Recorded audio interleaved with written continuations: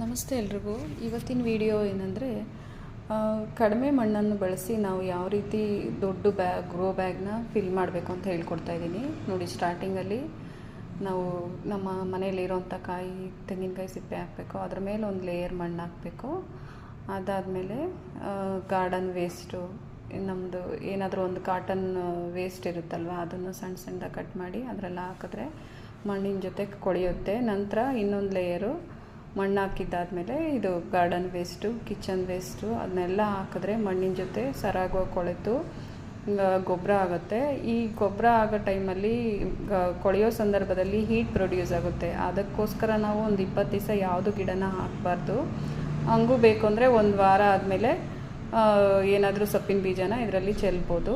ನೋಡಿ, ಎಷ್ಟೊಂದು ಅರ್ಥವಾಮ್ ಇದೆ, ಇದು ಎರೆಹುಳು ಇದೆ ನಮ್ಮ ಪಾಟಲ್ಲಿ. ಇದು ಆಲ್ರೆಡಿ ಪಾಟ್ ಇದ್ದಿದ್ದೇ ಒಂದು ಬೇರೆ